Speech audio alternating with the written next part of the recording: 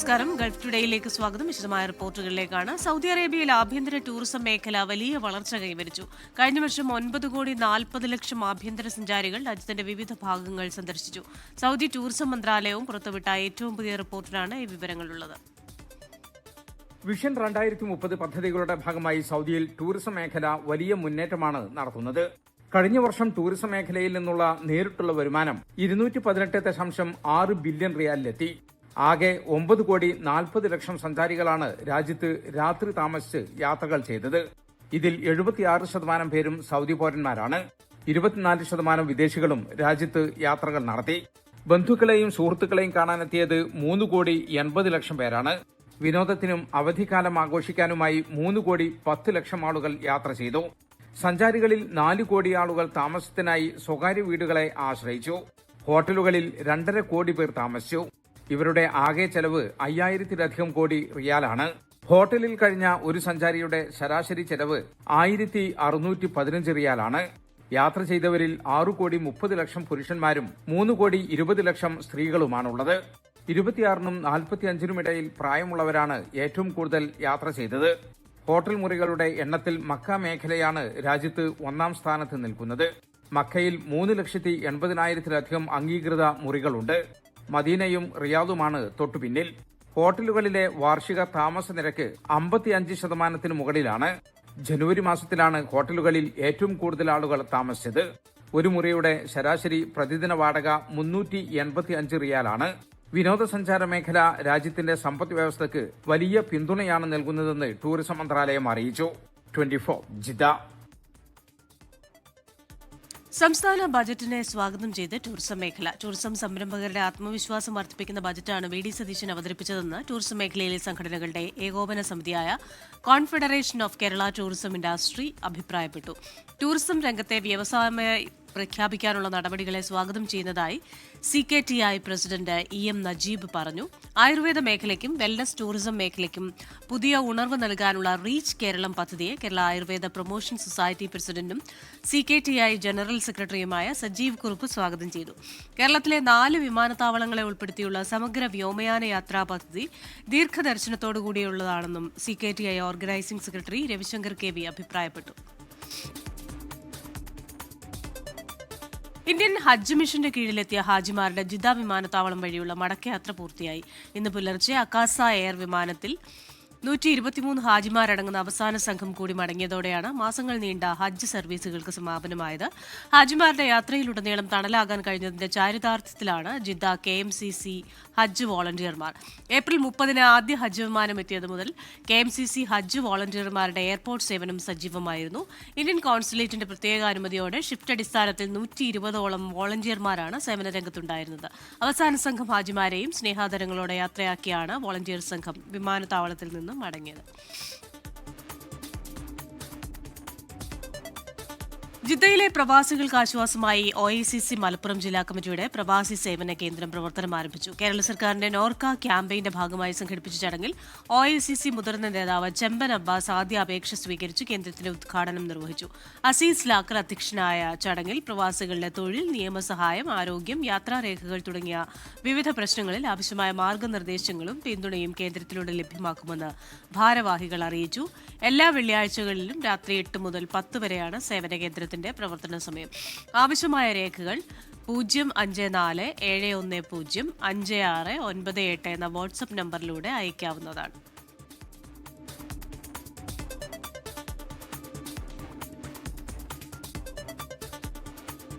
അന്താരാഷ്ട്ര യോഗാ ദിനം വിപുലമായി ആഘോഷിച്ച് കെനിയ. യോഗാ ദിനാചരണത്തിൽ കെനിയയിലെ ഐക്യരാഷ്ട്രസഭാ director general Zainab Hawa Bangura മുഖ്യ അതിഥിയായി. കെനിയൻ ജനതയിൽ യോഗയുടെ സ്വാധീനം വർദ്ധിച്ചു വരികയാണെന്ന് കെനിയയിലെ Indian high commissioner doctor Adarsh Swaika 24നോട് പറഞ്ഞു. കെനിയയിൽ നിന്ന് ഷെറി യോഹനാൻ തയ്യാറാക്കിയ റിപ്പോർട്ടിലേക്ക്. ആരോഗ്യപരമായ വാർദ്ധക്യത്തിനായി യോഗ എന്ന പ്രമേയത്തിൽ 12ാമത് അന്താരാഷ്ട്ര യോഗാ ദിനം കെനിയയിൽ വൻ ജനപങ്കാളിത്തത്തോടെ ആഘോഷിച്ചു.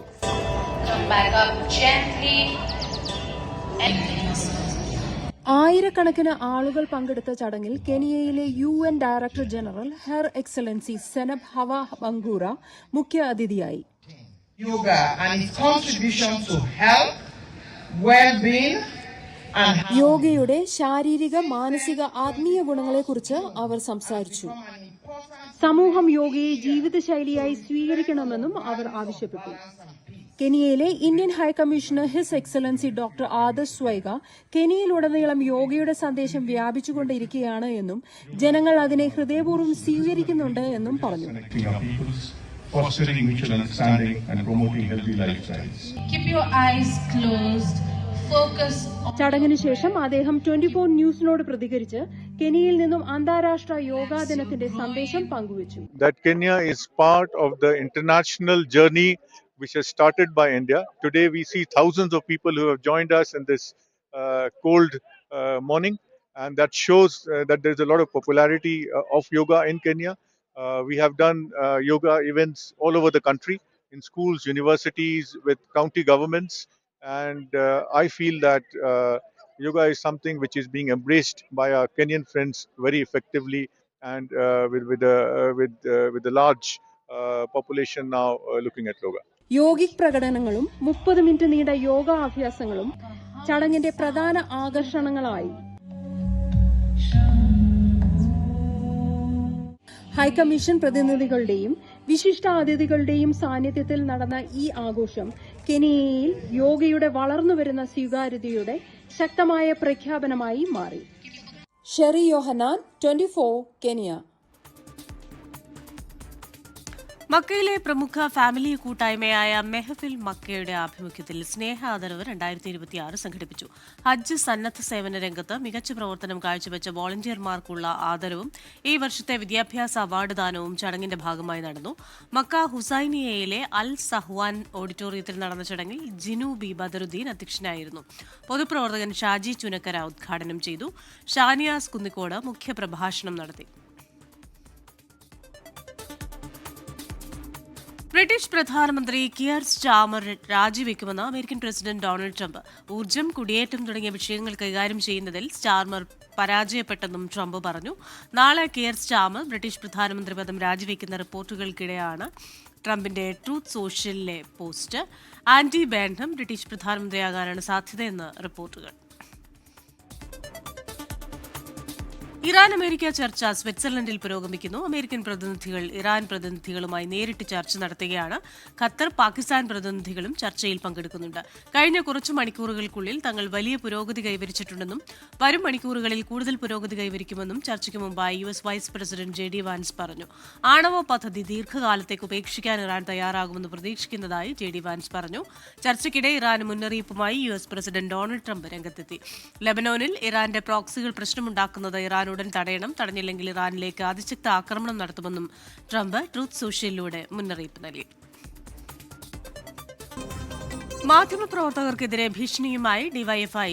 ജില്ലയിലെ രക്തസാക്ഷി ഫണ്ട് വിനിയോഗത്തിൽ നേതൃത്വത്തിന് വീഴ്ച പറ്റിയെന്ന കാസർഗോഡ് ജില്ലാ സമ്മേളനത്തിലെ ചർച്ച മാധ്യമങ്ങൾ വാർത്തയാക്കിയതിനു പിന്നാലെയാണ് ഭീഷണി.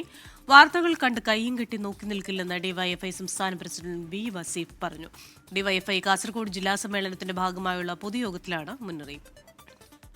ഇങ്ങനെ നിരന്തരം ഒരു നാടിനു വേണ്ടി പ്രവർത്തിക്കുന്ന സംഘടനയെ, ആ നാടിന്റെ പ്രതിരോധ സേനയായി ഇടപെടുന്ന സംഘടനയെ ആക്ഷേപിക്കാനും അപമാനിക്കാനും ഈ സമൂഹത്തിൽ അവമതിപ്പുണ്ടാക്കാനും നിങ്ങൾ പരിശ്രമിച്ചാൽ അതിനെ അങ്ങനെ കയ്യും കെട്ടി എല്ലാ കാലവും ഇങ്ങനെ ക്ഷമിച്ച് നോക്കിയിരിക്കുമെന്ന് ആരും കരുതിപ്പോകേണ്ടതില്ല.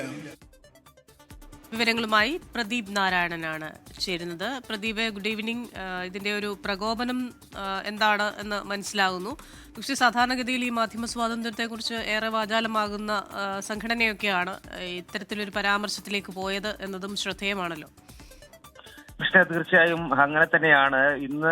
ഇന്നലെയും ഇന്നുമായി കാസർഗോഡ് പടുപ്പിൽ നടന്ന ജില്ലാ സമ്മേളനവുമായി ബന്ധപ്പെട്ട അതിന്റെ ചർച്ചകളുമായി ബന്ധപ്പെട്ട വാർത്ത റിപ്പോർട്ട് ചെയ്തതിലെ ഒരു പ്രതികരണമാണ് ഇന്ന് സമാപന പൊതുയോഗത്തിൽ ഡിവൈഎഫ്ഐ സംസ്ഥാന പ്രസിഡന്റ് V വസീഫിന്റെ ഭാഗത്തു നിന്നും ഉണ്ടായത്. അതായത് സമ്മേളനത്തിൽ വിവിധ ബ്ലോക്ക് കമ്മിറ്റികളിൽ നിന്നും വന്ന പ്രതിനിധികൾ ഉന്നയിച്ച വിമർശനം എന്ന് പറയുന്നത് രക്തസാക്ഷി ഫണ്ടുമായി ബന്ധപ്പെട്ടാണ്. നേരത്തെ പയ്യന്നൂരിൽ തെരഞ്ഞെടുപ്പിൽ വലിയ പരാജയമുണ്ടായപ്പോൾ ആ ഫണ്ട് വിവാദമാണ്, രക്തസാക്ഷി ഫണ്ട് വിവാദമാണ് ഉയർത്തിക്കാട്ടപ്പെട്ടത്. അതിന് സമാനമായി കാസർഗോഡ് കാസർഗോഡ് ജില്ലാ സമ്മേളനത്തിൽ ജില്ലയിൽ കൊല്ലപ്പെട്ട രക്തസാക്ഷികളുടെ ഫണ്ട് ശേഖരണവുമായി ബന്ധപ്പെട്ട കണക്ക് ഉൾപ്പെടെയുള്ള കാര്യങ്ങളാണ് അംഗങ്ങൾ ചോദിച്ചത്. അതായത് അബ്ദുറഹ്മാന്റെ പേരിൽ ഫണ്ട് പിരിച്ച് 6 വർഷം കഴിഞ്ഞിട്ടും അതിന്റെ സ്മാരകം നിർമ്മിച്ചില്ല. മൊഗ്രാലിലെ മുഹമ്മദ് റഫീഖിന്റെ രക്തസാക്ഷി ഫണ്ട് എന്തിനു വേണ്ടി ഉപയോഗിച്ചു എന്നതിൽ വ്യക്തതയില്ല. ഈ രക്തസാക്ഷി ഫണ്ടുകളുടെ കണക്കുകൾ അവതരിപ്പിച്ചില്ല തുടങ്ങിയ വിമർശനങ്ങളാണ് പ്രതിനിധികൾ ഉന്നയിച്ചത്. കൂടാതെ ഡിവൈഎഫ്ഐ ജില്ലാ കമ്മിറ്റിയുടെ ഫണ്ടിൽ ക്രമക്കേട് നടത്തിയവർക്കെതിരെയുള്ള നടപടി ശാസനയിൽ ഒതുക്കിയതുമായി ബന്ധപ്പെട്ടും വിഷയത്തിൽ ഓഫീസ് സെക്രട്ടറിയെ രക്തസാക്ഷിയാക്കിയതുമായി ബന്ധപ്പെട്ടുമുള്ള ഗുരുതരമായ വിമർശനങ്ങളാണ് ഈ സമ്മേളനത്തിൽ പ്രതിനിധികൾ ഉന്നയിച്ചത്. അത് ഡിവൈഎഫ്ഐ സംസ്ഥാന secretary G K Sanoj M L A, സംസ്ഥാന പ്രസിഡന്റ് വി വസീഫ് ഉൾപ്പെടെയുള്ള ആളുകൾ ആ സമ്മേളനത്തിൽ പങ്കെടുത്തുകൊണ്ടിരിക്കുകയായിരുന്നു. സമ്മേളന പ്രതിനിധികളുടെ വിമർശനം ഇത് മാധ്യമങ്ങളിൽ വാർത്തയായി വരികയും ഏറെ ചർച്ച ചെയ്യപ്പെടുകയും ചെയ്ത ഒരു സാഹചര്യത്തിലാണ് ഇന്ന് വൈകുന്നേരം നടന്ന സമ്മേളന സമാപന പൊതുസമ്മേളനത്തിൽ വെച്ച് അത് ഉദ്ഘാടനം ചെയ്യവേ ഡിവൈഎഫ്ഐ സംസ്ഥാന പ്രസിഡന്റ് വി വസീഫിന്റെ ഭാഗത്ത് നിന്നും ഒരു ഭീഷണി എന്ന തരത്തിലുള്ള ഒരു പ്രതികരണം ഉണ്ടായിരിക്കുന്നത്. എന്നാൽ നിങ്ങളുടെ സുരക്ഷയിൽ ഞങ്ങൾക്ക് ഉത്തരവാദിത്തമില്ല എന്നാണ് ഡിവൈഎഫ്ഐ സംസ്ഥാന പ്രസിഡന്റ് വി വസീഫ് പറയുന്നത്. വാർത്തകൾ കണ്ട് കൈയും കെട്ടി നോക്കി നിൽക്കില്ല എന്നുകൂടി അദ്ദേഹം വ്യക്തമാക്കുന്നുണ്ട്. കൃഷ്ണ. ഓക്കെ, വിശദാംശങ്ങളുമായി ചേർന്ന് പ്രദീപ് നാരായണനാണ് കാസർഗോഡ് നിന്ന്. സൈക്കിൾ ചവിട്ടുന്നതിനിടെ താഴ്ചയിലേക്ക് മറിഞ്ഞ 12-കാരിക്ക് ദാരുണാന്ത്യം എന്ന വാർത്ത വരുന്നുണ്ട്. എറണാകുളം കാക്കനാട് മാവേലിപുരം സ്വദേശി റിഹാന കാത്തറിൻ ആൻഡ്രൂസ് ആണ് മരിച്ചത്. വിവരങ്ങളുമായി കൊച്ചിയിൽ നിന്ന് ലാൽകൃഷ്ണയാണ് ചേരുന്നത്. ലാല, എപ്പോഴായിരുന്നു ഈ സംഭവം? വിശദാംശങ്ങൾ എന്തൊക്കെയാണ്? വൈകിട്ട് 5 മണിയോടുകൂടിയാണ് ദാരുണമായ സംഭവം ഉണ്ടാകുന്നത്. സഹോദരനോടൊപ്പം സൈക്കിൾ ചവിട്ടി കളിക്കുന്നതിനിടയിലാണ് റിഹാന ബാലൻസ് തെറ്റി താഴേക്ക് വീഴുന്നത്. ഏകദേശം 20 അടി താഴ്ചയുള്ള ഒരു കുഴിയിലേക്കാണ്, സമീപത്തുള്ള ഒരു പറമ്പിലേക്കാണ് വീണത്. ആ വീഴ്ചയുടെ ആഘാതത്തിൽ തന്നെ തലയ്ക്ക് സാരമായി പരിക്കേറ്റിരുന്നു. ഉടനെ തന്നെ ആശുപത്രിയിലേക്ക് എത്തിച്ചുവെങ്കിലും റിഹാനയുടെ ജീവൻ രക്ഷിക്കാൻ കഴിഞ്ഞില്ല എന്നുള്ളതാണ് അറിയാൻ കഴിയുന്നത്. കൊല്ലം കുടിമുകൾ വിദ്യാജ്യോതി സ്കൂളിലെ 7ാം ക്ലാസ് വിദ്യാർത്ഥിനിയാണ്. ഈ മാവേലിപുരത്ത് തന്നെയുള്ള ഹ്യൂസ് ഓഫ് ലൈഫ് ഫ്ലാറ്റിൽ താമസിക്കുന്ന റോഹൻ ആൻഡ്രൂസിന്റെയും ടെസി കെ മാത്യുവിന്റെയും മകളാണ് ഈ മരിച്ച റിഹാന എന്ന് പറയുന്ന പെൺകുട്ടി. 12 വയസ്സ് പ്രായം മാത്രമേ ഉള്ളൂ. ഈ സഹോദരനോടൊപ്പം കളിക്കുന്നതിനിടയിലാണ് ഈ അപകടത്തിൽപ്പെട്ടത്. ശരി, ലാൽകൃഷ്ണയാണ് കൊച്ചിയിൽ നിന്ന് വിവരങ്ങളുമായി ചേർന്നത്. കനത്ത സുരക്ഷയിൽ നീറ്റ് പുനഃപരീക്ഷ എഴുതിയ വിദ്യാർത്ഥികൾ 5440 കേന്ദ്രങ്ങളിലായി 22 ലക്ഷത്തോളം വിദ്യാർത്ഥികളാണ് പരീക്ഷ എഴുതിയത്. പരാതികളും ആവർത്തിച്ചുള്ള വീഴ്ചയും ഒഴിവാക്കാൻ ജാഗ്രതയോടെയുള്ള ക്രമീകരണങ്ങളാണ് നാഷണൽ ടെസ്റ്റിംഗ് ഏജൻസി ഒരുക്കിയത്. നീറ്റ് യുജി പുനഃപരീക്ഷയ്ക്കായി കനത്ത സുരക്ഷാ സംവിധാനങ്ങളാണ് ഒരുക്കിയിരുന്നത്. 2.5 ലക്ഷം പോലീസ് ഉദ്യോഗസ്ഥരും 10,000-ലേറെ അർദ്ധസൈനികരെയും സുരക്ഷയ്ക്കായി വിന്യസിച്ചു. കൃത്യം 1:30 തന്നെ പരീക്ഷാ സെന്ററിലെ ഗേറ്റുകൾ അടച്ചു. ഡൽഹിയിൽ ഗതാഗത തടസ്സം കാരണം വൈകിയെത്തിയ വിദ്യാർത്ഥി പരീക്ഷ എഴുതാൻ കഴിയാതെ മടങ്ങി. വിദ്യാർത്ഥികൾക്ക് ആവശ്യമായ മുന്നറിയിപ്പും നിർദ്ദേശവും NTA നൽകിയിരുന്നു. കനത്ത സുരക്ഷയിൽ ഏറെ പ്രതീക്ഷയോടെ വിദ്യാർത്ഥികൾ പരീക്ഷ എഴുതി മടങ്ങി. കഴിഞ്ഞ പ്രാവശ്യത്തിനും ഈസി അതായിരുന്നു, ടഫായിരുന്നു. കഴിഞ്ഞ എക്സാമ്പിൾ അത്യാവശ്യം നല്ല സിമ്പിൾ ആയിരുന്നു. ആദ്യത്തെ വെച്ച് നോക്കുമ്പോൾ കമ്പാരിറ്റീവ്ലി ടഫാണ്. നല്ല ടഫായിരുന്നു. ഫിസിക്സ് ഒക്കെ നല്ല ടഫായിരുന്നു. കെമിസ്ട്രി പാടായിരുന്നു. അത്ര എളുപ്പമില്ല, കുഴപ്പമില്ല. കുറച്ച് ടഫ് ഉണ്ടായിരുന്നു, ഞാനും എഴുതി. പശ്ചിമ ബംഗാളിൽ റോഡപകടത്തിൽ ഗുരുതരമായി പരിക്കേറ്റ വിദ്യാർത്ഥി വൈദ്യസഹായത്തോടെയാണ് പരീക്ഷ എഴുതിയത്. കേന്ദ്ര വിദ്യാഭ്യാസ മന്ത്രി ധർമ്മേന്ദ്ര പ്രധാന്റെ ഇടപെടലിനെ തുടർന്ന് പരീക്ഷാ കേന്ദ്രത്തിൽ പ്രത്യേക സജ്ജീകരണങ്ങൾ ഒരുക്കി. 24 ഡൽഹി. തമിഴ്നാട് തൂത്തുക്കുടിയിൽ ചുഴലിക്കാറ്റിൽ വാകേകുളം ടോൾ ഗേറ്റ് പൂർണ്ണമായും തകർന്നു. മരങ്ങൾ കടപുഴകി, വീടുകളുടെ മേൽക്കൂരകൾക്കും കേടുപാടുകളുണ്ടായി.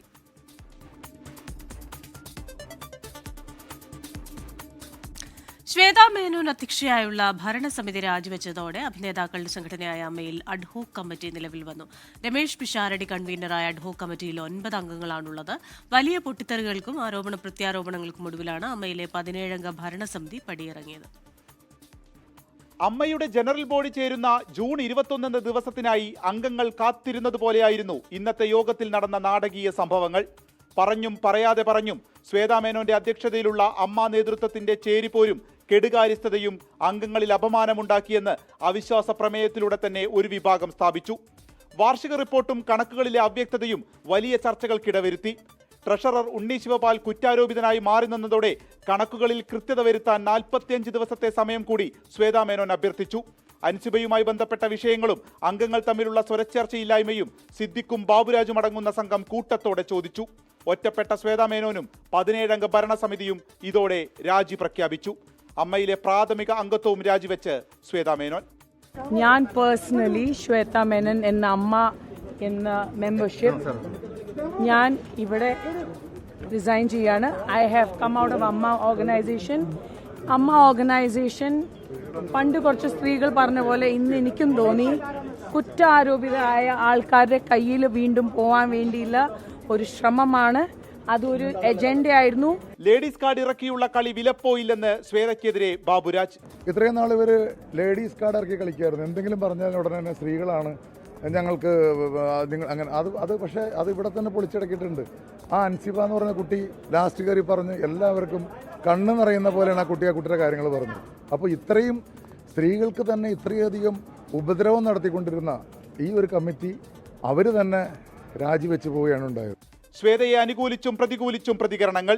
ജനറൽ ബോഡി കൂടെ നിന്നുവെന്ന് അൻസിബ.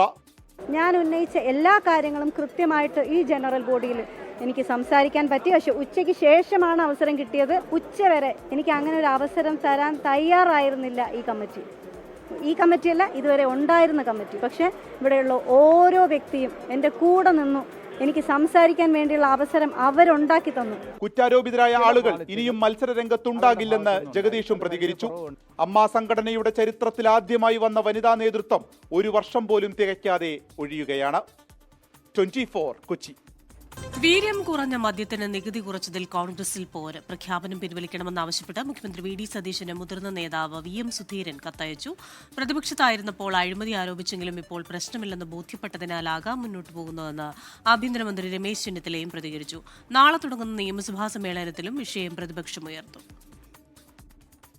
വീര്യം കുറഞ്ഞ മദ്യത്തിന് UDF സർക്കാർ നികുതി കുറച്ചതിൽ ബജറ്റ് ദിവസം തന്നെ അതൃപ്തി അറിയിച്ചെന്നാണ് മുതിർന്ന കോൺഗ്രസ് നേതാവ് VM സുധീരന്റെ വെളിപ്പെടുത്തൽ. തുടർന്നാണ് നികുതി കുറയ്ക്കാനുള്ള പ്രഖ്യാപനം പിൻവലിക്കാനുള്ള നിർണായക നീക്കം നടത്തുന്നത്. മാനിഫെസ്റ്റോയ്ക്ക് നിരക്കാത്ത പ്രഖ്യാപനങ്ങൾ നടത്തിയത് റദ്ദ് ചെയ്യണമെന്നാവശ്യപ്പെട്ട് മുഖ്യമന്ത്രിക്ക് കത്തയച്ചു. വീര്യം കുറഞ്ഞതെന്ന പേരിൽ നടത്തുന്ന മദ്യവ്യാപാരം ആപത്തെന്നും VM സുധീരൻ കൂട്ടിച്ചേർക്കുന്നു. കോൺഗ്രസിലും UDFിലും വേണ്ടത്ര കൂടിയാലോചനകളില്ലാതെയാണ് ബജറ്റ് പ്രഖ്യാപനമെന്ന വിമർശനം ഇതിനകം ഉയർന്നിട്ടുണ്ട്. ബജറ്റ് പ്രഖ്യാപനം ആഭ്യന്തരമന്ത്രി രമേശ് ചെന്നിത്തല വിശദീകരിച്ചതെങ്ങനെ? അല്ല, കഴിഞ്ഞ ഗവൺമെന്റാണ് ആദ്യം അത് കൊണ്ടുവന്നത് അല്ലേ? അവർ കൊണ്ടുവന്നല്ലേ? അഴിമതി ഇല്ലാന്ന് ബോധ്യപ്പെട്ടതുകൊണ്ടായിരിക്കും. അതിപ്പോ എന്നോട് ചോദിച്ചാൽ എനിക്ക് ഈ വകുപ്പുമായിട്ട് അറിയാൻ പറ്റും. വീര്യം കുറഞ്ഞ മദ്യത്തിന്റെ നികുതി ഇളവിൽ എക്സൈസ് വകുപ്പിനും വിയോജിപ്പുണ്ട്. കഴിഞ്ഞ സർക്കാരിന്റെ നയം അതേപടി തുടരേണ്ടതില്ല എന്നായിരുന്നു എക്സൈസ് വകുപ്പിന്റെ നിലപാട്. വകുപ്പറിയാതെ നിർണായക തീരുമാനമെടുത്തുന്ന വിവരങ്ങളും കഴിഞ്ഞ ദിവസം പുറത്തുവന്നിരുന്നു. നാളെ നിയമസഭ സമ്മേളിക്കാനിരിക്കെ മദ്യനികുതിയിൽ ഭരണപക്ഷത്തു നിന്നുള്ള എതിർപ്പുകളും ചർച്ചയാകും. 24 തിരുവനന്തപുരം. ഈ ബുള്ളറ്റിൻ പൂർണ്ണമാകുന്നു. Good night.